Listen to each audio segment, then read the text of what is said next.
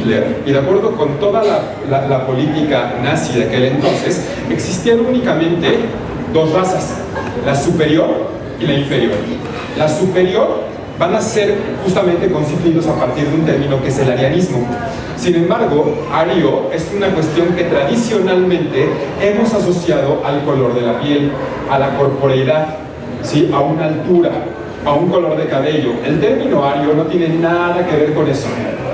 Los arios son aquellos que hablan lenguas que provienen de Indoeuropa, es decir, aquellos que hablan lenguas de los espacios a los que Alejandro Magno alguna vez llegó y conquistó. Eso es un ario. De acuerdo con Hitler, todas aquellas personas que no hablaran este tipo de lenguas eran inferiores, porque no podían entender justamente este mensaje de grandilocuencia que indicaba el régimen nazi. A partir de ese término se van a separar y distanciar las leyes, y justamente estos grupos inferiores van a ser perseguidos por diferentes razones. El principal grupo perseguido en Europa van a ser los judíos, porque eran considerados una raza infrahumana. Aguas, no van a ser constituidos como una religión o como una cultura, van a ser constituidos como una raza infrahumana. Cuando tú caracterizas que algo es infrahumano, significa que no se merece el trato más ínfimamente digno de humanidad. Y así es muy fácil convencer a la población de comenzar a pisar a los demás. Los judíos tenían más de 2000 años de convivir en Europa con la población, es decir, eran europeos. ¿Qué tiene que pasar en esta población para comenzar a perseguir a estos grupos con el objetivo de terminar exterminándolos? Lo que pasa es un convencimiento social, y ese convencimiento social está amparado a partir de ese término de ario. Sin embargo, aquí me regreso rapidísimo a una anécdota, y ya sé que muchos de ustedes van a sentirse identificados con lo que estoy diciendo. Además de los judíos, Hitler va a perseguir por las mismas razones raciales a los gitanos. Es decir, los grupos que son perseguidos por causa de raza son los judíos y los gitanos. Sin embargo, antes de que Hitler persiguiera a los gitanos, él va a comenzar a hacer estudios, y manda a hacer un estudio respecto a los gitanos. La palabra gitano es una palabra peyorativa, es decir, es una palabra para discriminar. Viene del latín aegiptano, que significa el que proviene de Egipto, porque en la Edad Media se creía que todo lo que era africano, ¿sí?, era egipcio o etíope. Aguas, etíope también es una palabra discriminatoria, significa el que tiene la cara quemada. ¿Ok? Entonces, en la Edad Media, a la gente justamente se le vendió la idea de que los gitanos se dedicaban a hacer suertes con las manos y a perseguir y a robar niños. Ese tipo de cosas pasaron justamente de manera directa al siglo XX, y cuando Hitler comienza a hacer sus investigaciones, se da cuenta de que los gitanos nunca provinieron de Egipto. Los gitanos venían del norte de la India, de dos poblaciones, la romaní y la sinti. Automáticamente eran arios. Y sin embargo, Hitler decidió perseguirlos y exterminarlos a un punto tan cruel y tan vicioso como lo hizo con los judíos. Entonces, me recuerda también esta anécdota de Hitler y de Goebbels con Fritz Lang. ¿Alguno de ustedes ha visto la película Metrópolis? Una película de la década de los 30 que es muy popular en el mundo. ¿Alguien la ha visto? Ok, la verdad es que ya está muy lejos de lo que para nosotros es culturalmente avanzado, pero la película de Metrópolis es dirigida por Fritz Lang, un alemán. Goebbels, el ministro de Información y Propaganda Pública del régimen, vio la película y entonces dice: mándame traer al director, está fascinante esta película. Llega Fritz Lang a la oficina de Goebbels y le dice a Goebbels: oye, vi tu película y la verdad es que me fascinó, quiero que hagas algo así para Hitler. Y entonces Fritz Lang le dice: señor Goebbels, ¿qué acaso usted no sabe que soy judío? Y Goebbels le responde una frase maravillosa: en este régimen, nosotros decidimos quién es judío. Es decir, la ley se puede utilizar para agredir a los demás seres humanos únicamente porque están ahí.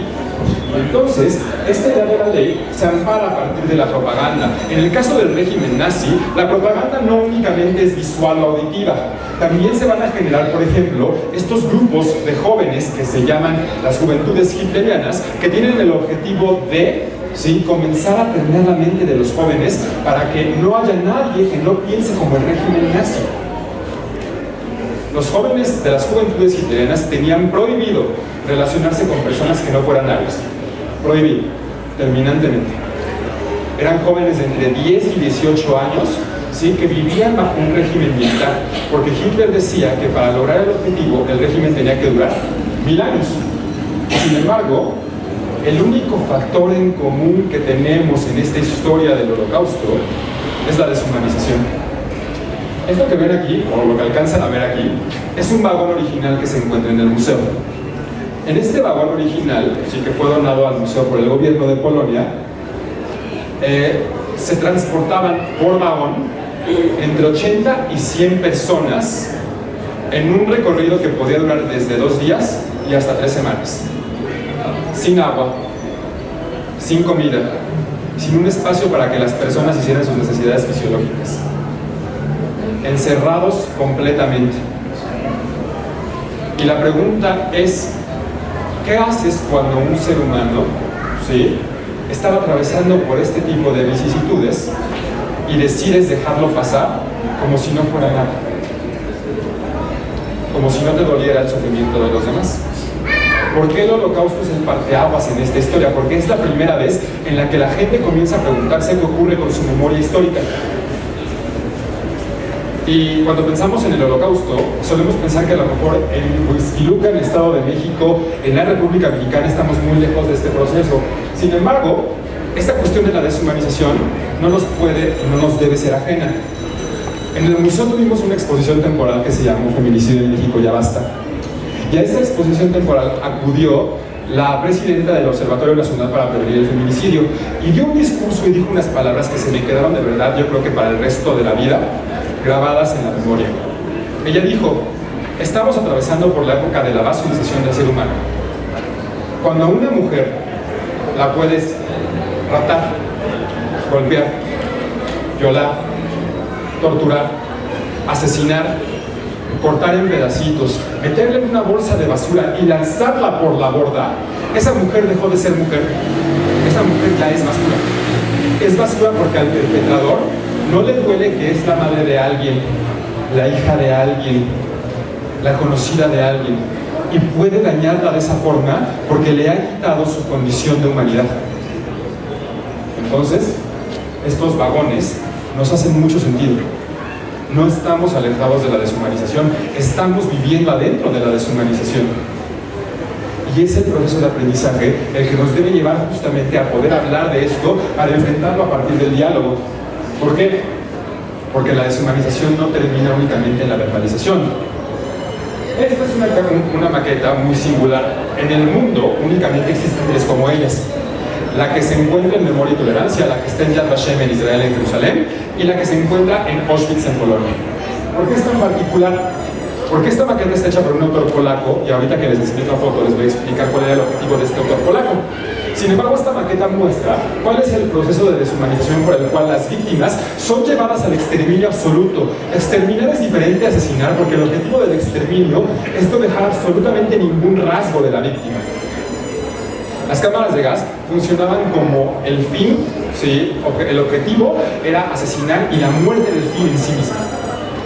Ahora, el asunto es que esta maqueta muestra, por ejemplo, una cámara de gas en Auschwitz. La gente, una vez que llegaba al campo, era distribuida en una forma muy arbitraria. Mujeres y niños a la izquierda, hombres a la derecha. Y una persona como ustedes o como yo revisaba de manera superficial si las mujeres podían trabajar. Si podían trabajar, se salvaban. Si no podían trabajar, eran enviadas directamente a las cámaras de gas. El asunto es que hay cuestiones básicas. Por ejemplo, una persona que tenía una fisura en el pie, esa persona ya no era apta para trabajar y automáticamente era enviada a la muerte. Con eufemismos entraban a un rincón subterráneo en el que les pedían a las personas que se quitaran toda la ropa porque iban a tomar una ducha de desinfección. Entraban a un espacio cerrado y 2 individuos vertían ciclón B por alguna especie de chimenea. El ciclón B es un pesticida muy potente hecho a base de cianuro. Una vez que este pesticida toca el aire, se convierte en un gas. Entre 15 y 45 minutos después, todas las víctimas que entraban a la cámara morían. Ustedes pueden pensar que a lo mejor 15 minutos no es tanto. Quiero que piensen en 15 minutos luchando por el aire. Las primeras excavaciones que se pudieron hacer de manera arqueológica en una cámara de gas ocurrieron en Treblinka en el año de 2015. En Treblinka encontraron vestigios de los judíos que rasgaban las paredes para poder obtener algo de aire. La deshumanización no terminaba ahí. Una vez que los judíos morían, otros prisioneros del campo eran obligados a sacar los cadáveres, rapar a las mujeres, porque con el cabello de las mujeres se hacían las almohadas de los campos, revisar las bocas de las víctimas para sacar dentaduras de oro, enviar esos cadáveres al crematorio y últimamente sacar las chimeneas, sacar las cenizas por cualquier chimenea o donde pudieran arrojarlas. La deshumanización estuvo presente incluso hasta en el proceso de liberación. Porque en este proceso de liberación, conocido en la historia del Holocausto como las marchas de la muerte, la instrucción era que una persona que cayera al piso tenía que ser fusilada. Si una persona intentaba ayudar a otra persona a levantar, también tenía que ser fusilada. Este proceso implicaba que un ser humano no podía tener un lugar en la vida de los demás y que era necesario cubrir lo que había ocurrido en el régimen nazi. ¿Por qué? Porque al final nos lleva a una de las frases centrales del museo, una de las frases que constituyen como tal la ideología de memoria y tolerancia. Sin reconocimiento a la injusticia y sin justicia no hay reconciliación. Y quiero que más allá del Holocausto intenten llevárselo a su vida personal. Cuando ustedes buscan que algo en su trabajo, que algo en su familia, que algo en su sociedad se componga, buscan reconocimiento, justicia y reconciliación.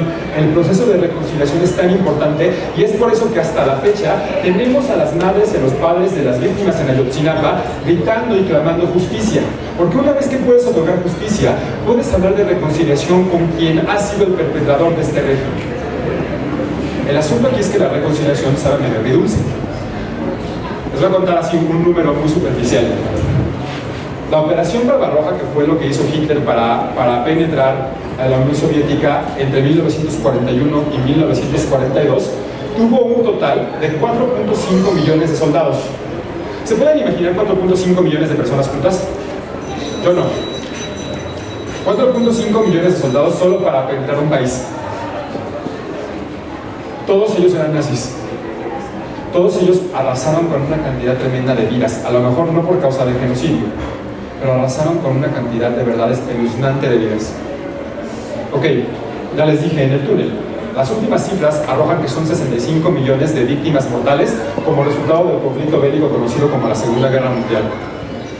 Ok, en el proceso de reconciliación de justicia en el caso del Holocausto, únicamente 611 nazis fueron juzgados en un tribunal, de los cuales uno admitió ser responsable, solo uno. Todos los demás dijeron que estaban siguiendo instrucciones. Claro, es muy fácil echarle la culpa a la institución, pero no es nada fácil voltearla a ver y ver cuáles son mis responsabilidades para poder afrontar justamente este proceso de la vida. Y en esta idea hablamos de lo que decíamos en el túnel, un mundo que dice, nunca vuelve a pasar, nunca nos vuelve a ocurrir. Y resulta que cuando Rafael Lemkin está haciendo justamente la definición de genocidio, se encuentra que hay un antecedente previo al Holocausto, la masacre de los armenios. Existían 2 millones de armenios en el Imperio Turco Otomano, una facción de 600 armenios que buscaba generar un país, el país que hoy día es Armenia, ¿sí? Y una primera guerra mundial. Los rusos se juntan con esta facción de armenios y les dicen, si ustedes me dejan pasar al país, al Imperio Turco Otomano, a partir de su frontera, yo les prometo que si gano la guerra les doy un país. 600 armenios dicen, órale va, danos un país. Y entonces los jóvenes turcos que tenían el control del Imperio Turco Otomano comienzan una masacre y una limpieza étnica en contra de todos los armenios, de 2 millones de armenios. 1.5 millones de armenios asesinados de 1915 a 1923 a causa de 600. Los turcos otomanos comienzan a ver a los armenios como una amenaza porque quieren una nacionalidad. Pasa el tiempo, los armenios constituyen su país y el problema es que los armenios no reciben reconocimiento. Cuando abrimos esta sala, que es la sala de Armenia en el museo, el embajador de Turquía fue a ver a las autoridades del museo y le dijo, quiero que cierres esta sala. A la presidenta del museo le dijo, quiero que cierres esta sala. La presidenta recibió al embajador y le dijo, bueno, te quiero escuchar, ¿por qué quieres que cierre la sala? Y el embajador le dijo, cuando tú dices que ocurre el Holocausto, A los alemanes les fascina hablar del Holocausto porque tienen un término para alejarse del perpetrador. Ese término es nazi. Y entonces los nazis ya no son alemanes. Pero cuando tú dices que los turcos son a los que hacen este genocidio en Armenia, también estás diciendo que por la sangre de los turcos que hoy viven en Turquía puede correr ADN genocida. Y la vicepresidenta del museo dijo, por supuesto, tienes toda la razón. ¿Pero qué crees? El ADN genocida corre por las venas de todos y cada uno de nosotros. Nosotros decidimos qué hacer con ese ADN genocida. Nosotros decidimos cómo actuar con ese ADN genocida y sin embargo el problema está en la reconciliación. Lo que les dije antes, sin reconocimiento no hay justicia y sin justicia no hay reconciliación. Hasta la fecha únicamente 28 países en el mundo reconocen el genocidio de los armenios, 28. México no es uno de ellos. En 2015, el entonces presidente de Estados Unidos, Barack Obama, acudió a la conmemoración de los 100 años de iniciar el genocidio en Armenia, llevó su rosa blanca y cuando terminó la marcha le dijo a los armenios: voy a luchar porque la comunidad internacional reconozca el crimen. Hasta la fecha Estados Unidos no reconoce de manera política el genocidio de los armenios. Y cuando pensamos justamente en genocidio, pensamos en las épocas más oscuras de la humanidad. Sin embargo, me regreso al año de 1994, el genocidio de los Tutsis y los Hutus moderados a manos de los Hutus radicales. Siempre les digo eso, me gusta decir que es en el 94, claro que ya no lo voy a estar diciendo, porque siempre les digo que yo en el 94 tenía 3 años. Cuando comienza este genocidio tenía 3 años. Es decir, los que nacieron antes del 94 o los padres de quienes nacieron antes del 94 vieron esto en vivo y a todo color, porque las cadenas internacionales estaban apostadas alrededor de Ruanda revisando cómo se mataban con machetes, ¿sí?, a los Tutsis y a los Hutus moderados. Y aquí es muy particular porque en Ruanda no hay diferencias étnicas, no hay diferencias raciales, no hay diferencias religiosas. Hasta la fecha, el 94% de los ruandeses admite ser católico practicante. Ruanda es un país chiquitito que está ubicado en el centro de África, que mide exactamente lo mismo que todo el estado de Colima. Lo mismo. Una población máxima de 10 millones de habitantes, con 3 etnias, una mayoría Hutu, una minoría Tutsi y un 1% de población compuesto por un grupo que es un grupo politeísta tribal, conocido como Twa. ¿Qué ocurre en una población que no tiene diferencias para que comience justamente un asesinato de iguales? Bueno, en 1923, luego de la Primera Guerra Mundial, Bélgica se queda con esta colonia que le pertenecía a Alemania como parte de los tratados políticos internacionales, y entonces acude a Ruanda porque comienza este proceso de colonización y creen que Ruanda es como Sierra Leona o es justamente como Etiopía, ¿sí?, o como Sudáfrica, que pueden explotar los recursos naturales, y resulta que no. Entonces los belgas dicen: no vamos a llevar toda la administración pública a Ruanda, vamos a hacer mediciones raciales y a ver quién puede ser superior aquí. Le miden el cráneo, la nariz, los ojos a la gente y deciden que los Tutsis, por ser una minoría, deben ser los superiores. Les llegan a denominar europeos bajo piel negra. Resulta que durante 20 años los Tutsis tienen el poder y después de la Segunda Guerra Mundial los Tutsis dicen: oigan, si somos tan superiores, ¿por qué no nos podemos autogobernar? Esta idea no le gusta para nada a los belgas, quienes acuden a la colonia y dicen: nos equivocamos, los superiores siempre fueron los Hutus. Así de sencillo. Los Hutus, que tienen ya 30 años de resentimiento en contra de los Tutsis, comienzan justamente una persecución masiva. No es el genocidio, se aguanta y establece una democracia. Resulta que las tensiones son tan complicadas que los países fronterizos le dicen al presidente: tiene que terminar la guerra civil, debes permitir el reingreso de los Tutsis y su participación en la política. En el 89 este discurso no le gusta a la familia del coronel Habyarimana y entonces comienzan pláticas internacionales con 3 países como mediadores. En el 94 se firman los acuerdos de Arusha, ¿sí?, que permiten el reingreso de los Tutsis al gobierno, y entonces justamente el 6 de abril, que regresa el avión del presidente de Kigali, que está en Tanzania, a la capital, de Tanzania a Kigali, que es la capital de Ruanda, ¿sí?, De una villa Hutu sale un misil que derriba el avión del presidente. A través de la radio se manda la noticia de que son los Tutsis los responsables de este accidente, y esa misma noche comienza el genocidio. Madeleine Albright, que es la encargada de Estados Unidos para el caso de Ruanda, dice que lo que a ella más la atormenta es que, estando ella dentro de la embajada, ¿sí?, sabía que cuando escuchaban los machetes tocar el piso, tenían que cerrar las puertas, porque eso implicaba que un convoy estaba a punto de llegar a asesinar a los Tutsis que vivían en la villa. Este no es un genocidio que se haga, ¿sí?, con armas, o bueno, con armas de fuego. Es un genocidio que mayoritariamente ocurre con palos, con clavos, con trinches, con cuchillos, con machetes. Y la muerte con machete es una muerte muy, muy lenta, porque no garantiza que la población víctima muera de manera inmediata. Tenemos en el museo el testimonial de Mariana, lo tenemos guardado. Mi primer proyecto en el museo fue la página web. Y estuve revisando los testimoniales que teníamos, y teníamos el testimonial de Mariana, que es una niña Tutsi, que tiene 6 años cuando comienza el genocidio. Mariana vive en una villa con su familia, y entonces una mañana ve venir el convoy de los Hutus. Su familia se prepara para salir huyendo, y entonces esa mañana, cuando se encuentran en la puerta de su casa, la mamá de Mariana ve al convoy de los Hutus, les suplica que por favor no le hagan nada a Mariana, y en ese momento, delante de su hija de 6 años, le cortan la cabeza. Mariana se baña de sangre, y el papá de Mariana viene corriendo, ¿sí? Y en el momento en el que corre el papá de Mariana, le dan un balazo, y ahí termina toda la vida que Mariana conoció.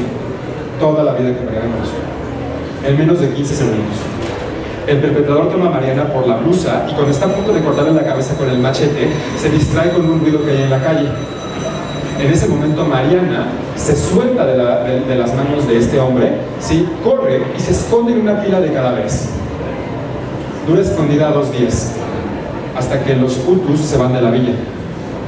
Mariana sale, y a los 6 años tiene que caminar hasta un campo de refugiados en Zaire. Caminar. 2 años después, la BBC, la cadena internacional de noticias, acude al campo y se encuentra con Mariana y le dice: queremos hacer un documental con tu historia, ¿podemos regresar a tu casa?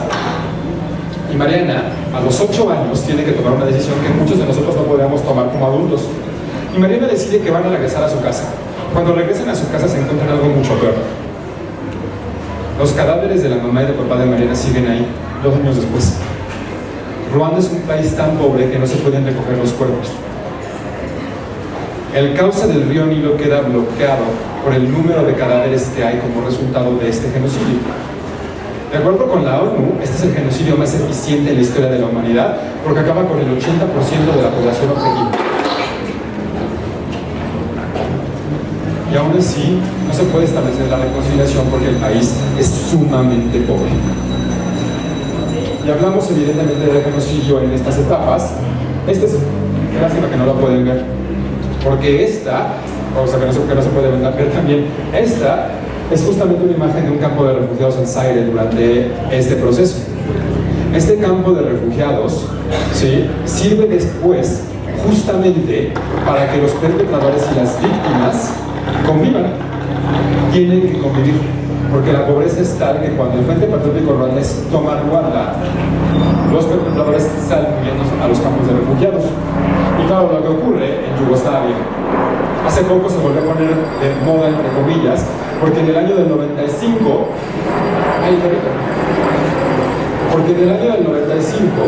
¿sí?, después de la disgregación de la ex Yugoslavia, justamente los serbios aseguraban que ellos tenían que tener, digamos que la preponderancia de las repúblicas, y los serbios deciden que tienen que establecer la Gran Serbia, y que el territorio que les correspondía era el de Bosnia. Comienzan a empujar a los bosnios y arman un ejército, y entonces este ejército comienza a ser tan potente y tan poderoso que logran hacer entre el 92 y el 95 un sitio que es conocido como el sitio de Sarajevo. Les quiero hacer una pregunta a los que siguen conmigo. Cuando ustedes se enferman, ¿cuánto tiempo pueden durar dentro de sus casas? ¿Cuánto tiempo ya es mucho? ¿Un día? 2 días. Ok, ¿quién aguanta una semana dentro de su casa cuando está muy enfermo? ¿Quién dice 2? Ok, Pero ya vos ya estás enloquecido, ¿no? O sea, dentro de tu casa. Ok. El sitio de Sarajevo duró 44 meses. ¿Por qué les pongo el símil? Porque los serbios ponen francotiradores en los edificios con el objetivo de disparar a quien saliera a la calle. No podían salir por medicinas, no podían salir por abarrotes, no podían salir por absolutamente nada que implicara vida. Porque la instrucción es, hay mujer embarazada, le disparas. Es niño, le disparas. Y ese no es el genocidio. Empujan tan gravemente a los bosnios que llegan a una zona que es conocida como Srebrenica, y en esa zona en una semana aniquilan a 8.000 bosnios musulmanes. Y una vez más, el proceso de la comunidad internacional que no se quiere responsabilizar de la masacre hasta que están a punto de ver la guerra estallar en sus puertas. Ahí sí, Alemania, Holanda deciden intervenir y terminar con este proceso genocida.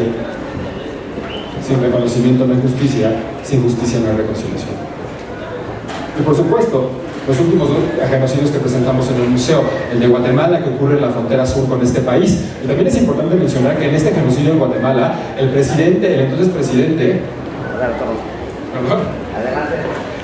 presidente, ¿sí?, de México, no aceptó justamente que ingresaran a este país indígenas que estaban buscando refugio porque tenían entendido que este era un conflicto político interno. Sin embargo, Efraín Lucas García y Romeo Lucas García y Efraín, se me fueron los nombres, justamente ellos aseguraban que los indígenas mayas eran inferiores únicamente por el hecho de ser indígenas. Sin embargo, el 60% de la población en Guatemala es indígena. Este genocidio tiene como resultado, ¿sí?, más de 100.000 indígenas asesinadas, 450.000 mujeres y niñas violadas, 623 aldeas completamente arrasadas, 2 pueblos mayas que desaparecen. Es decir, no hay ni una sola persona viva de esos 2 pueblos mayas. Siempre nos quejamos de las instituciones y de cómo las instituciones tienen que darnos respuesta. Sin embargo, aquí, ¿sí?, hay más de 10.000 monjas católicas perseguidas por ayudar a las familias a intentar buscar su proceso de reconciliación. La gente después del genocidio está tan necesitada de reconciliación que van y le dicen al expresidente: oigan, necesitamos exhumar nuestros cadáveres, los cadáveres de nuestra gente, pero para que eso ocurra usted tiene que reconocer que fue un genocida. Y entonces el presidente dice: ok, voy a reconocerlo con una condición: nunca pisar la cárcel. Las familias aceptan, ¿sí? Y en 2006, que se forma la Corte Penal Internacional, comienzan a perseguir a Efraín Guzmán por genocidio. Sin embargo, los abogados de Efraín Guzmán dicen: híjole, el señor está muy viejito, que por favor nunca pise la cárcel, que vaya a arresto domiciliario. Efraín Guzmán murió el año pasado de 94 años, sin jamás haber pisado la cárcel ni haber pagado sus crímenes. Y les repito el tema del museo: sin reconocimiento no hay justicia, sin justicia no hay reconciliación. 2 genocidios más, el de Camboya. Y el de Camboya es muy particular porque es muy complicado de comprender, porque en Camboya convergen muchísimos puntos de esta definición. Sin embargo, me gusta platicarles de esta museografía que tenemos ahí, porque esta museografía pertenece a Toe Sleng. Toe Sleng fue una cárcel, sí, probablemente una de las más sanguinarias en la historia de la humanidad. En Toe Sleng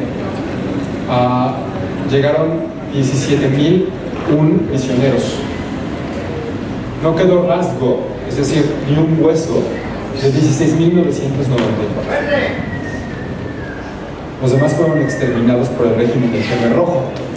Entre los años del 75 y el 79, el Khmer Rojo se apoderó de Camboya con el objetivo de quitar todo lo que fuera occidental. Decían que la occidentalización era la culpa de todo lo mal que tenía la humanidad.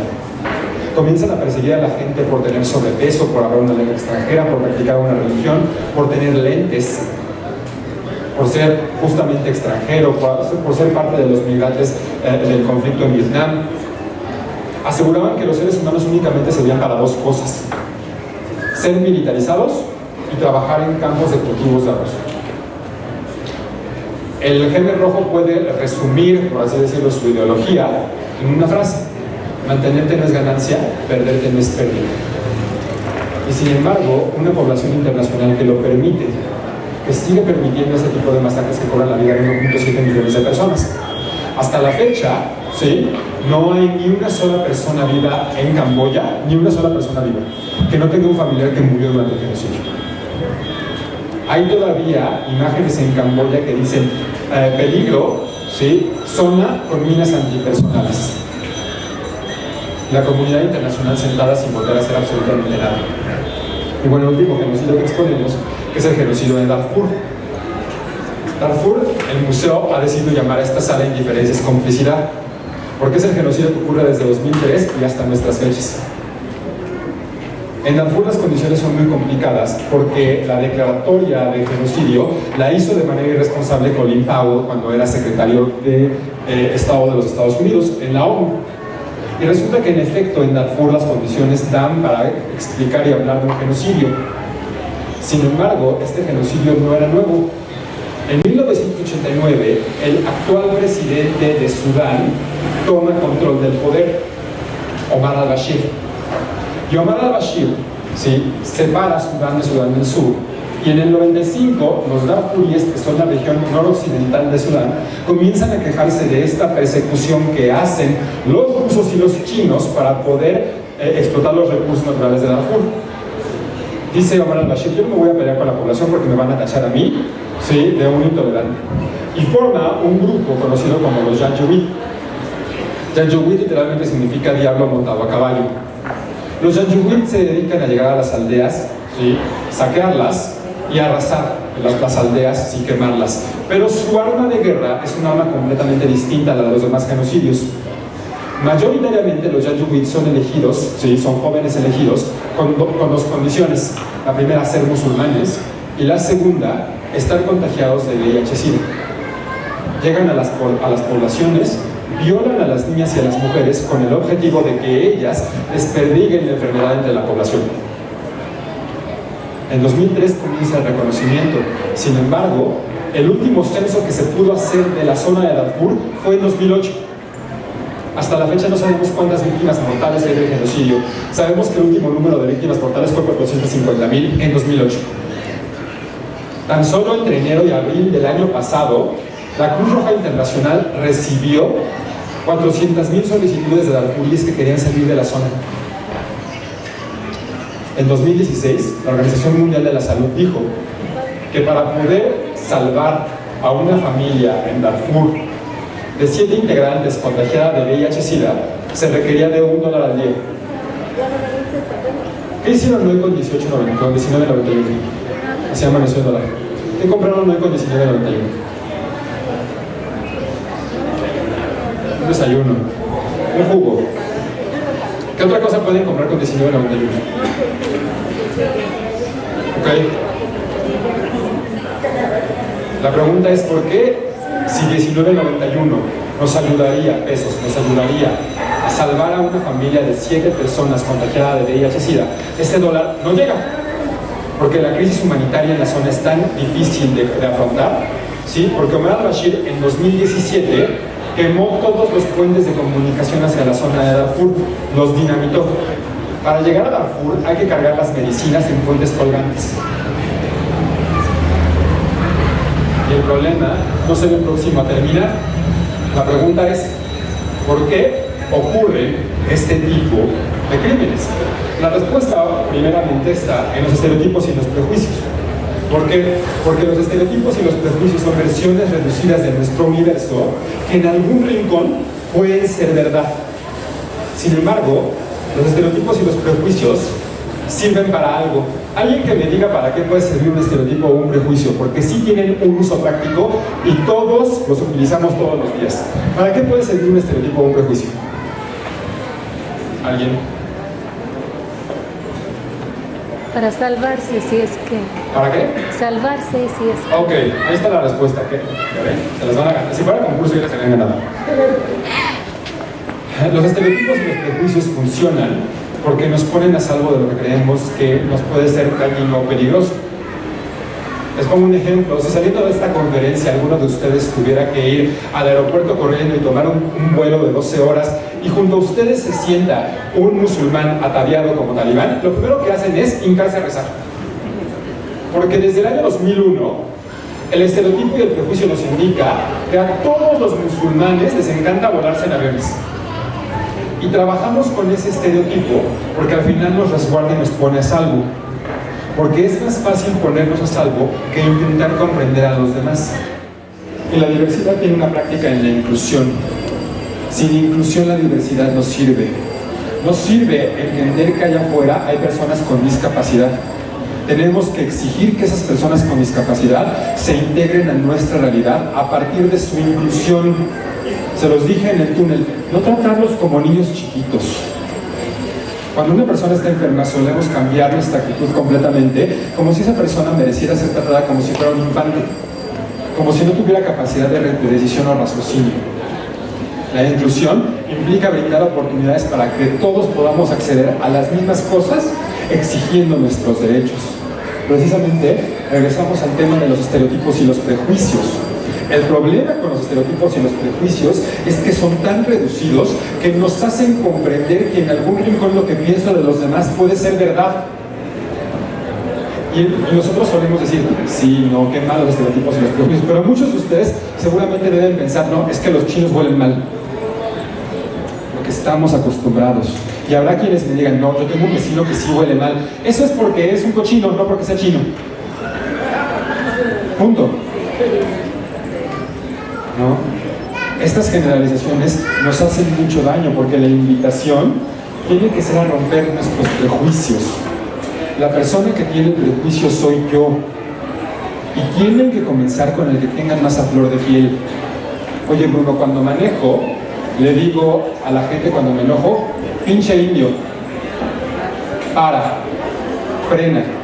Frena ese estereotipo que tienes a flor de piel. No les pido que frenen el que tengan más arraigado. Les pido que frenen el que esté hasta arriba, porque muchos prejuicios erradicados hasta arriba nos dan la oportunidad de erradicar los prejuicios a profundidad.